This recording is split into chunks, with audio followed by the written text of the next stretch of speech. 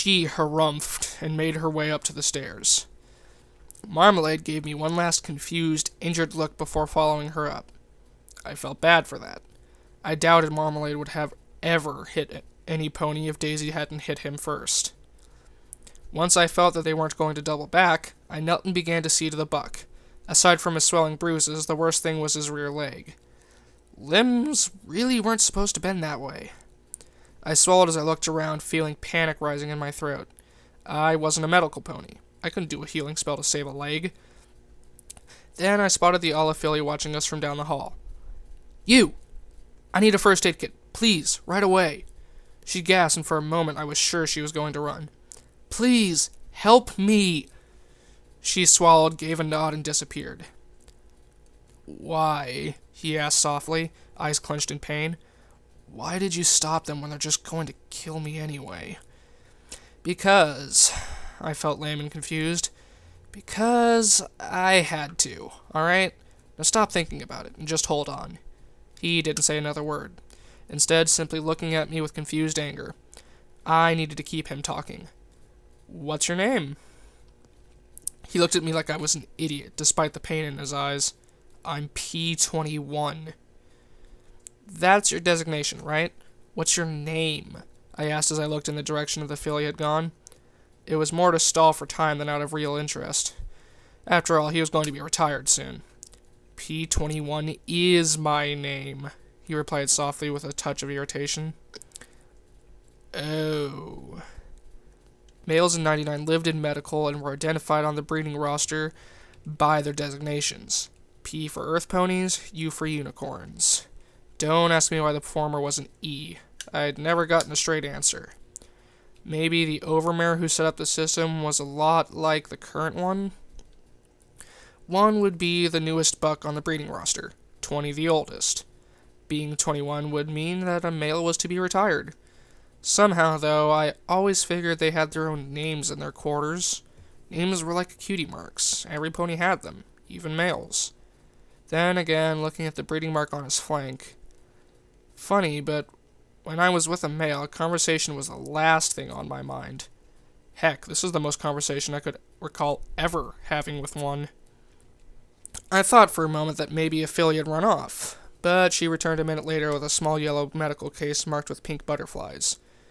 Setting it next to me, she opened it up, and I was at once glad to see that no pony had cleaned it out. The cases were supposed to stay stocked at all times, but sometimes ponies would steal the contents for one reason or another.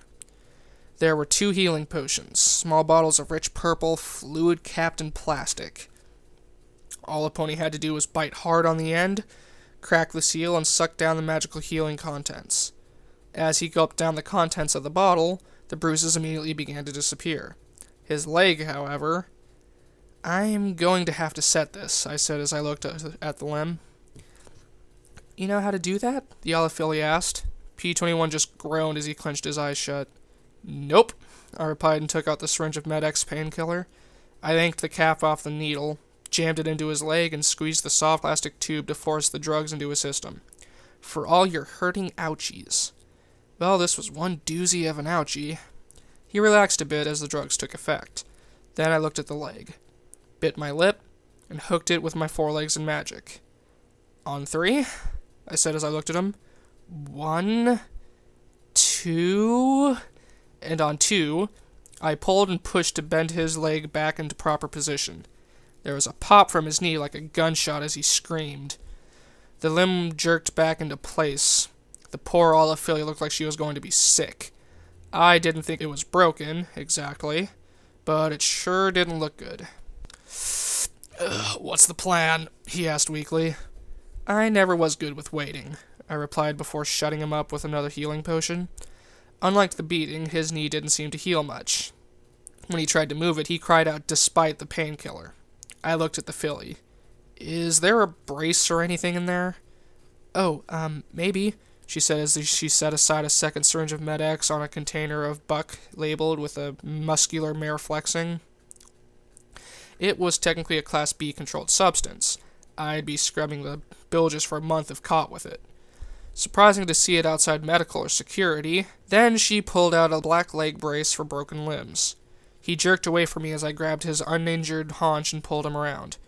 "Oh, stop it, you baby," I muttered as he simply closed his eyes and shook as I strapped the brace in place.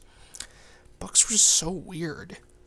Would he have preferred hobbling upstairs to medical with a bum leg? Finally, I moved away from him and shook a tablet of Buck out of the jar. "Here, eat this," I said as I pressed the carrot-flavored medicine to his lips. Slowly, warily, he chewed it. I looked at the filly. "Thanks for your help." She gave me the first hint of a smile since I'd seen her. "Sure, I'd better get back to work before Rivets blows a seal or something." She gave a little wave before running back the way she'd come. The cams fortified him enough for him to get on his hooves. "Why do you keep helping me?" he asked as I supported him enough to get his legs under him. "You're just going to kill me." I lowered my gaze. "Well, I can't stop that, but I can at least try and help you. It's what security mares are supposed to do." Security during C shift was normally a place of quiet tedium. Reports for the next day had to be filed and firearms practice had to be carried out. But neither of those were what any pony would call exciting. As we finally reached the top of the stable, though, something felt very wrong. There were only 10 security mares on C shift, including me. And, for the first time since I'd started working security a few years ago, we were all in here together. The 7 other mares clustered around Daisy and Marmalade, talking in low voices as I limped in with P21. Worse, they all stopped talking as soon as I entered. Great. My mane itched fiercely as we walked slowly past them into the cells. I got the Pitbuck key and the magic mail dot marker pen thing from Mom's desk drawer, then carefully removed his Pitbuck and added the last white dot. I could wait until morning to notify medical, though. No need to rush when everything was being weird. I took his Pitbuck and closed the cell door just as the Overmare stalked out of her office. Some ponies like to say that she looked like my little sister, though never in earshot of Mom, of course. The Overmare's white hide was a little more dingy than mine, and her eyes were a lighter pinkish color. Her mom once styled her mane in elaborate curls and dressed her up in fancy outfits, but since her death a year ago, the Overmare had chopped her dove-gray mane short and wore nothing save her Pitbuck, almost flaunting her Stable Tech logo cutie mark. I always assumed that being Overmare was a stressful condition. You had the whole stable on your shoulders. Despite that, the Overmare usually managed to keep a neat appearance. Now, though, she looked like hell. Her eyes were bloodshot with huge bags beneath them. Her mane resembled tangled wool, and she smelled. But there was one thing above and beyond all that which made my blood run cold. She was smiling. When she saw P21 and me, her smile only widened. "Oh, you found my trick pony," she said, clapping her hooves together in glee. Her trick pony? P21 stared straight ahead, his eyes unfocused, pinpricks as she walked up to the bars. "Oh, we're going to have so much fun. Oh, yes, we are. Yes, we are. You're going to be mine forever. Yes, you are." I glanced at the other security mares. Not one looked back at me. The Overmare suddenly seemed to remember that I was there and glared at me. "So, have a nice time in the bottom levels? Have a nice meeting with Rivets?" I wasn't meeting with Rivets," I said, trying to look more clueless than usual. "Lies," the Overmare hissed, and then went back to smiling. "But that doesn't matter. Not anymore. This is my stable. Mine. And I'm not going to let that gray nag run it any longer. It's mine," she declared as she looked out the window at the atrium. I caught P21's look. He was glancing at his Pitbuck. Then his. Then mine. Then his. "Huh?" He swallowed and mouthed the word copy. I glanced at the Overmare as she addressed the others, thanking them for their loyalty and devotion. Once more. I'd seemed to have slipped her mind. I quickly connected the 2 Pitbucks with a cable. I hit the Copy All Files button and dumped the data into an evidence file. I might not be able to manage a security spell to save my life, but I could at least move bulk files from A to B using the clearly labeled button for it in my EFS. I saw the progress bar fill slowly. "Is that his Pitbuck?" the Overmare asked with a snap. Yes, I said lamely as I cuddled it in my hooves, hoping she didn't see the connection. Give it to me, she replied imperiously. Certainly, I asked, wondering how I could stall as the little bar filled up. What for? That is stable security business, she replied in a low, dangerous voice. Almost done. Aren't I in stable security? Her lips turned up in a nasty smile. I don't know. Aren't you? Why don't you tell me where Rivets and 30 other maintenance mares are hiding? Do they have weapons? Are they planning on sabotaging my stable? I don't know, I muttered lamely. Lies! She hissed, and her magic reached out and grabbed his pip-buck from my grasp just before the files finished transferring. A big error message flashed across my vision. She tossed it to Marmalade. Make sure everything on there gets deleted. I don't want anything going wrong, she said as she trotted to the armory door and opened it with her pip-buck. Every pony get armed. And then she looked right at me. Except for you. What are you doing? I asked as Daisy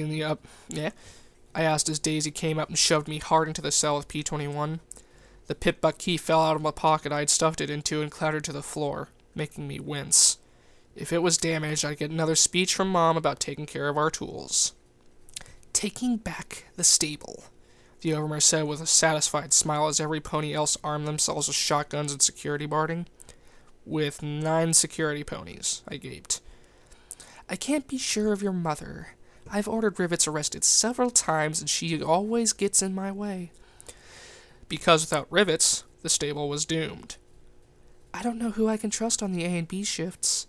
Who will side with me, who won't? She smirked as she looked at Daisy. Fortunately, some ponies have proven themselves far more loyal. So you just sit tight. This will all be over in a few hours. After that, the 10 of them marched out of security.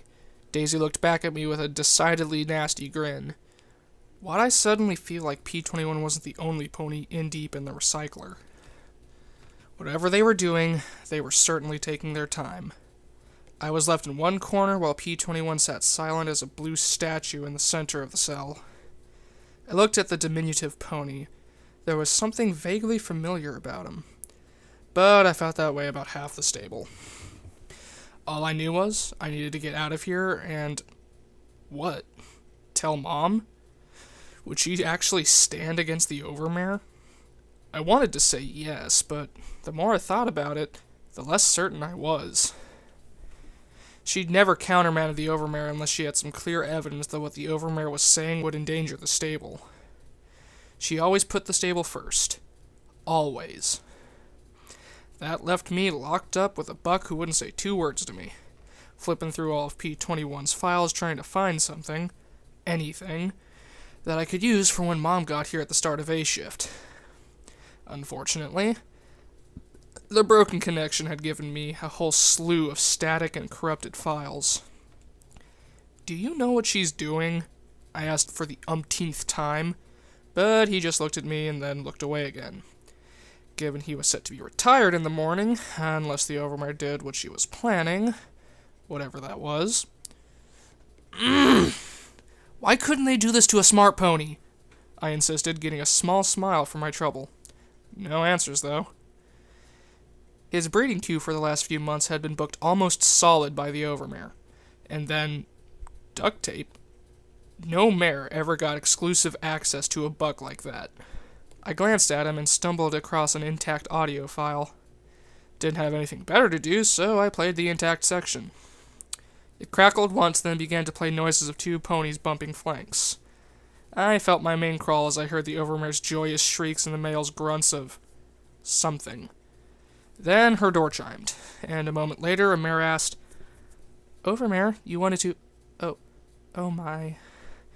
The sounds of coupling trailed off, and the Overmare grunted. You're early, duct tape. There was a strange wet noise I didn't even want to imagine, and the sounds of belabored male breathing. I didn't want to be late, she said in a worried voice. Is everything all right? It's nothing serious. He's such a good pony. the Overmare said in tones that made my mane crawl. Now, were you successful? I did as you asked. I have a list of everything you need. Duct Tape said in a little timid voice. But really, this is something you should talk to Rivets. No, thank you. Rivets has so much going on that I wouldn't want to trouble her. The Overmare continued smoothly. The question is, will you be able to carry out the repairs? Me? Yes, Duct Tape. This is a special project for the well-being of the entire stable. You're the only maintenance mare on sea shift I can trust to carry this out. With care. After all, I wouldn't want to ruin the surprise. I didn't have any trouble imagining the mousy gray mare blinking at the word surprise. We didn't know each other well. I think I scared her just by being in security. But I remember she always liked nice surprises. I suppose I could, but... Excellent. I can't tell you how relieved I am to find a mare willing and able to help the stable. Then the Overmare hummed softly. You deserve something special for all your hard work. I don't think so. Shouldn't we get him to medical? Duct Tape said in a clear worry. The Overmare didn't answer for a second. You like this buck? Well, I suppose. He helped me with scotch, after all. She replied in a far softer and warmer tones than suppose. I see. He is a gem of a pony. Wonderful technique, truly, she said matter-of-factly. If you're doing such excellent work for me, I see no reason to put a word into medical. You might be able to spend a lot more time with him. But really? There was no missing the eagerness in Duct Tape's voice. Really, provided you keep it from rivets in every pony. This is a critical project. Without it, I fear the stable will not survive. That might be very nice. I'll give it my best. For the stable, of course. Oh, goddesses, I could practically hear her blushing. The Overmare's titter offset the warm and cozy feeling. Good. Everything you need will be provided for. And with those last words from the Overmare, everything dissolved into static. I thought about that. If I hadn't just seen the Overmare... but that wasn't enough. The Overmare's position could not be challenged at any time. Period. That was the law. Stupid-ass law, but my mom always honored the law. Sometimes she seemed a little neurotic about it, actually. And a sneaky conversation between the Overmare and a dead maintenance mare didn't seem like anything that would get her to violate the law. It would have to be something big. Damn big. I wished I could tell my mom things. But there was always a line. She would be my mom up until a point was reached. And from then on, she was firmly head of security. And that always came first. I glanced at the silent blue buck. Sounds like Duct Tape was fond of you. She was fond of any pony who gave her love and attention. That's why she had her foal, he replied quietly. They didn't even need to force her. I was just bait to shut her up while the Overmare worked. There was something important on here, isn't there? I said as I waved my pickbuck at him. She knew you had something, didn't she? That's why she made sure to have it erased. He grit his teeth, closing his eyes. I imagined he wasn't feeling too good right now with the Med-X wearing off. Help me! I finally exploded at him. Why won't you help 99? To hell with you, this stable, and every pony in it. He shouted back at me, his eyes blazing as he looked up for a moment, like he wanted to attack me. Then he slowly relaxed, fighting for calm. My whole life you mares have fucked me. Now you're getting fucked by your own. It's nothing less than what you deserve. I blinked at him in shock. How can you say that? This stable is our home. We're your family. We're all that's left of Equestria. He gave me a sharp, angry look. I couldn't believe how selfish he was being. If that's how you feel, then why tell me to copy the files at all? Why not just let her destroy them? His angry eyes looked away. Slowly I approached him, and he winced as he backed away into the corner. His eyes kept twitching from mine to the floor and back again. It was annoying. Look, I'm sorry the rules are the way they are. If I could just let you go, I would. But I can't. If you know what she's doing or what's going on, Something I can bring to the head of security, then help me. He clenched his eyes shut. If I help you, you have to help me. He looked at me again with a fierce, ferocious glare. You have to let me leave this place, he said in slow, even tones of carefully measured control. Even if I die outside in 10 seconds. At least it will be 10 seconds of freedom. What, he wanted to die outside rather than be retired? Okay. There's any way I can, I will. I nodded. He stared back at me, and I gave him the most sincere smile I could. Finally, he nodded as well. Sweet, it's a plan, I said as I clapped my hooves together in glee. Okay, my only ally at the moment was a reluctant, wounded, pussy male, but I'd take what I could get. He stood, then lifted his tail, carefully pulled out a bobby pin, and extracted a small screwdriver from his body cavity. I blinked, realizing that I'd botched search protocols. Listen to the last recording that I made with duct tape. Listen to the last recording I made with duct tape, he said as he walked to the lock, wiped off the screwdriver, stuck it into the lock with his hooves, fed the pen in with his teeth, and began wiggling them around. So that's how he'd gotten into the supply room. I wonder what else he'd broken into or out of. Also, ew. I flipped through the files, looked at the tags and scanning for DT.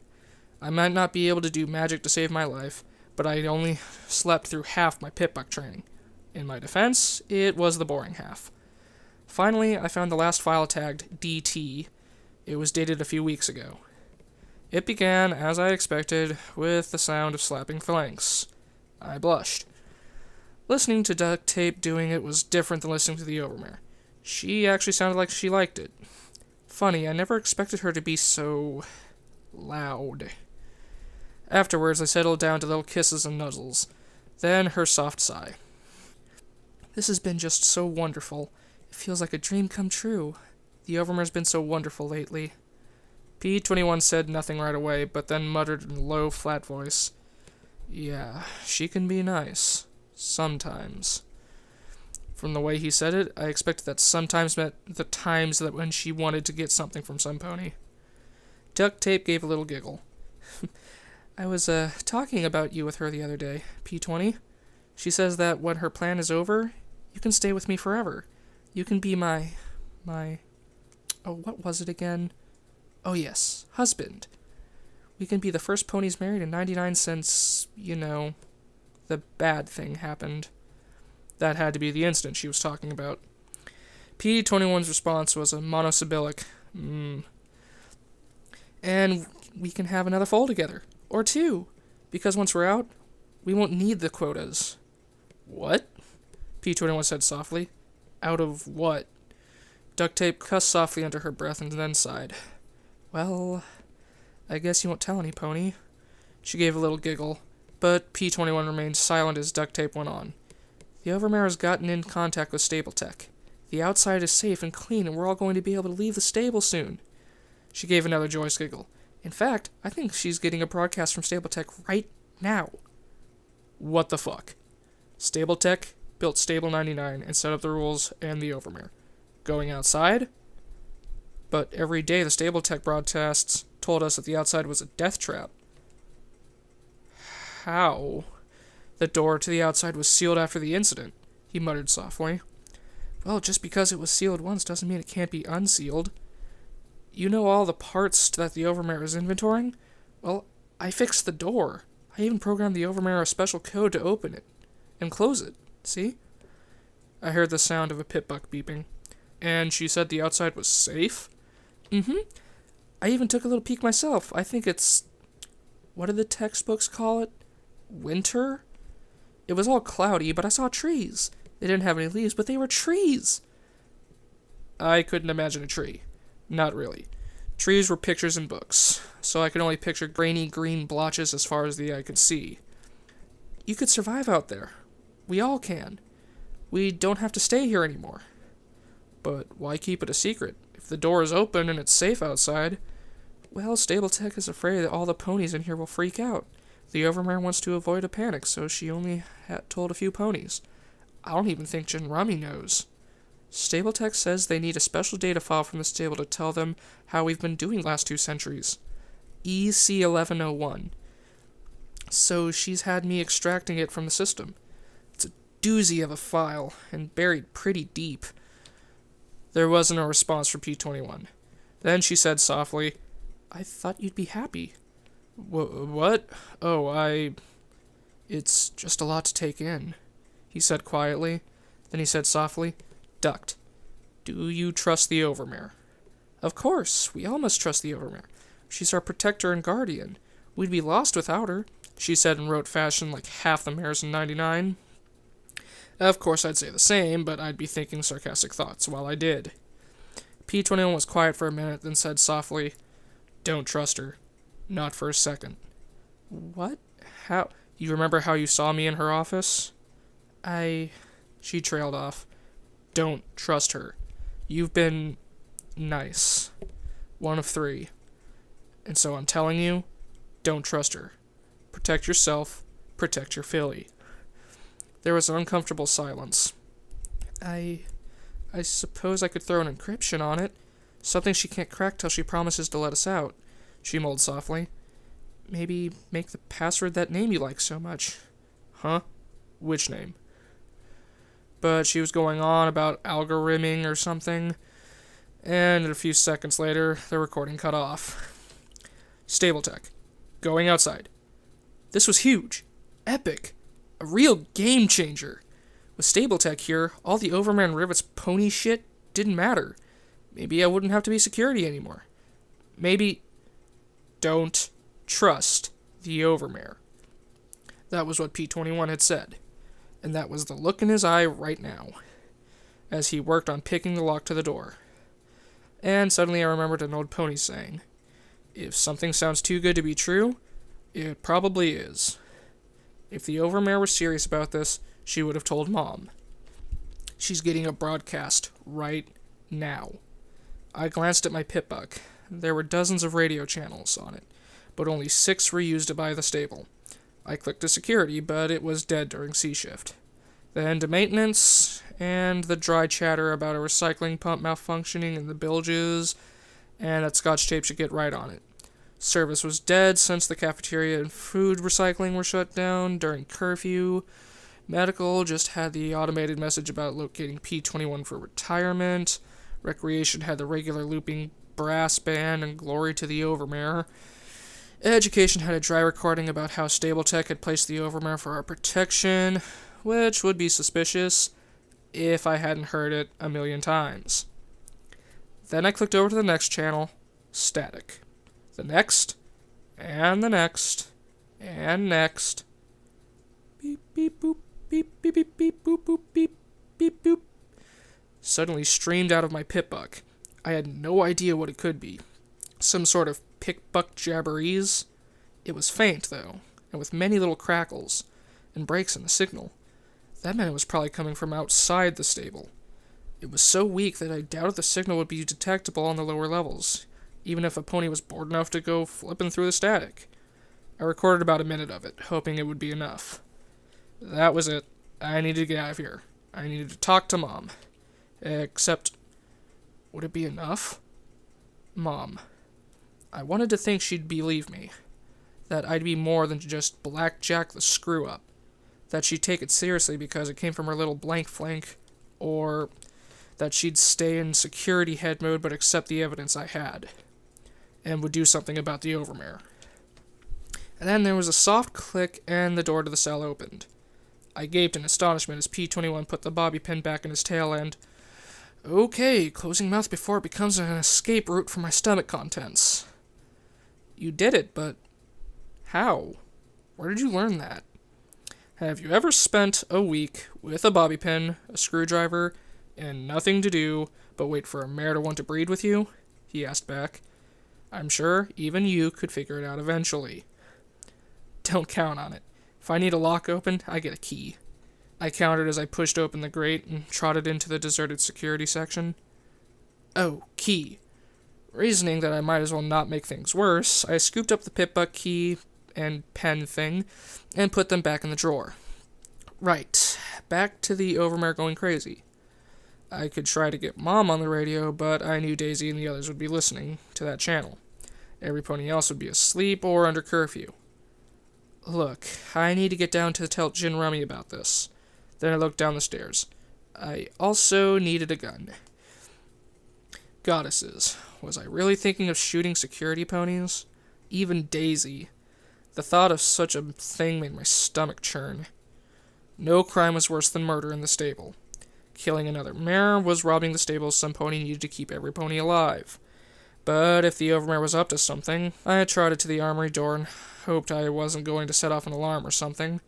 Normally Brandy Buck would be stationed outside during C-shift, but she'd left with the others. Can you open this? He glanced at it and moved over to the terminal next to it. Maybe? With some time? Unlock the door with the terminal? He caught my surprised look and rolled his eyes. Look, don't you have a mare to warn? Right. He was a smart pony who knew about locks and terminals, and, despite being a male, probably a lot of other things I didn't. Great, even the males were better than me. Enough of that. Now is definitely not the time for self-pity. Okay, I'll be right back. Oh, how I hoped I'd be right back with Mom and all of A and B shifts behind me. I picked my way down to the atrium and heard the Overmare and Daisy's voices raised in argument. But with the echoes in the distance, I couldn't make out specifics. I crept across the wide open space, trying to use the reinforcing columns as cover. Then Marmalade glanced back across the atrium at me. She blinked, then gave a simple little smile and a little wave of her hoof. Smiling slackly, I returned it and nipped into the cafeteria before any pony else noticed me. My heart hammered in my chest, and I didn't dare glance back towards the tiny chamber off the atrium. I didn't know what the Overmare was planning, just that it was time for shots to be called by a smarter pony than me. I scrambled down the stairs past the medical clinic, school, and other support rooms. I was in such a hurry that I smacked my head on the door to the living quarters before it fully recessed into the ceiling. Eyes watering, I rubbed my noggin and clenched my teeth. Mom! I shouted as I raced to her room. Then I saw her bed was still neatly made, and for a moment, I felt my heart stop. She wasn't here? Why wouldn't she be here? She was always here. Except now. I sat hard on my rump, thumping my head with a hoof and not helping my headache at all. Think, Blackjack, think. Unfortunately, saying it didn't really help my brain any. Her tag. I punched it into my pit buck and brought up my EFS. Then I turned in a circle looking for the arrowhead. Nothing. I screamed a little in frustration, beating my hose in front of me. Of all the times for her to disappear, she could be blocking her tag. The head of security could do that, I think. Or she might be somewhere in the stable where she couldn't be traced. Oh, what if something happened to her? All that didn't mean anything. The Overmare was doing something. I needed to know what. I needed to know what all those signals the Overmare received meant. I needed a smarter pony that actually knew something about pit bucks. Well, I had been looking for an excuse to bug Midnight in her quarters for months. Looks like I finally had it. I stopped only long enough to write a note. Overmare up to something. Stable in danger. Gone to Midnight's. BJ. Then I was hurrying down the residential quarters to Midnight's. Being a security mare, I had certain privileges, like being able to override most residential door locks with my pit buck when the stable was in danger and I didn't have time to knock. I wish I'd knocked. Actually, I wish I knew another mare in data systems I could go to. The sight of Pink U10 huffing and rutting his way froze me in my tracks. Oh yeah, she was on the breeding queue now, wasn't she? I blinked and tilted my head. U10 certainly went at it with enthusiasm. Oh, what was I doing? Midnight, I muttered as she gave a little whinny. Midnight. They still slapped flanks. I rolled my eyes. For the love of Celeste. Midnight! I shouted. She shrieked as he finally stopped plowing her plot, and the two gawked at me. The pink buck pointed at me in confusion, and Midnight's pupils constricted. Blackjack? U10 pointed his hoof at me. I didn't know I was scheduled for a double, he said as he checked his pit buck. Midnight, I need your help, I said as I approached her bed. Unlike my room, she kept hers spotless. Her terminal and workstation were both sparkling clean. Get out! She shrieked and charged at me, hammering at me with both her hooves. Of all the times for you to come at me for your flank spank, you choose now? Get out now, or I'll... I grabbed her shoulders and stared right into her eyes. This isn't about flank spank, okay? It's not about sex of any kind. And if you help me, I promise I'll never try to get under your tail again, alright? She closed her mouth, looked annoyed, then troubled, then a little pouty. Alright, what do you need? The overmare is getting a signal from outside the stable, I explained as I found the recording on my pitbuck. I need to know what it's saying. Playing the odd string of beeps and boops seemed to finally convince her I was serious. She gave me one last long glance and then sighed. Trotting to her workstation, "You are going to owe me so much for this, Blackjack," she muttered as she activated her terminal, her horn's magic pressing the keys infinitely faster than I could. She attached a cable to my pitbuck. U-10 hummed to himself as he stood patiently off to the side of the door.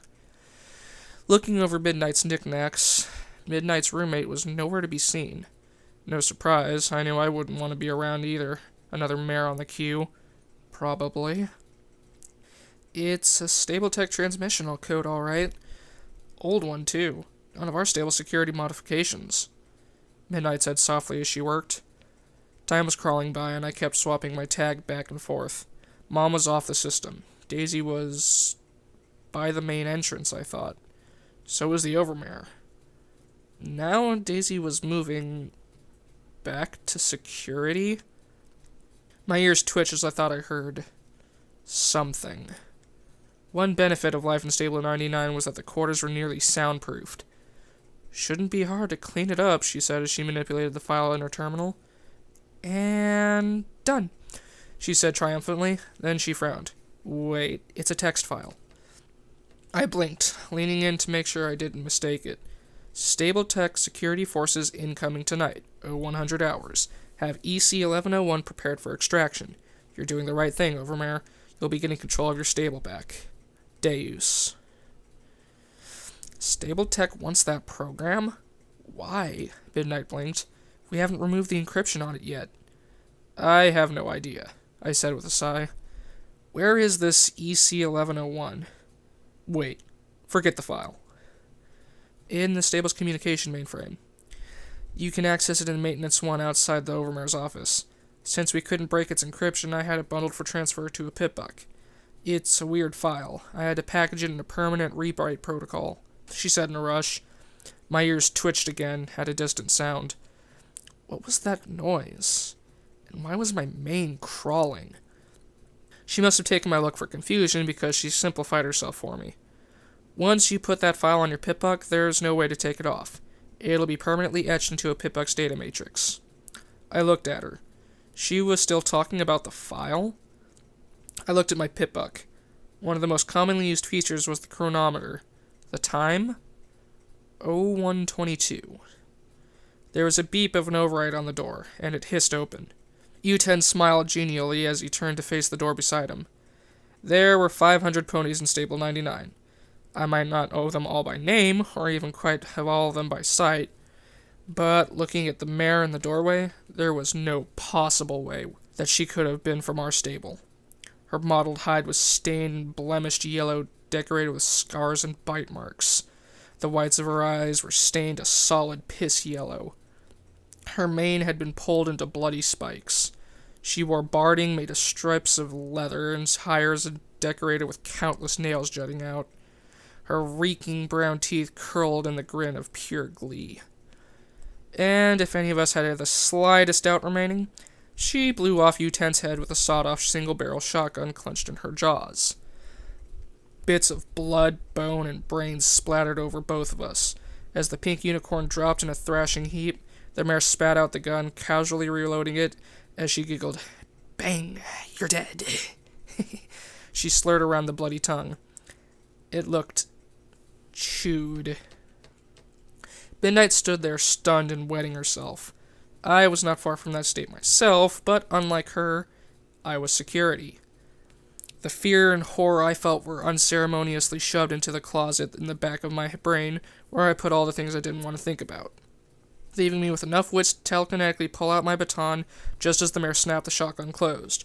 With a crack, the glowing metal rod tore the bite grip from her rotten teeth and, From the sound of it, probably broke the firearm. Unlike Midnight, this mare wasted no time in counterattacking.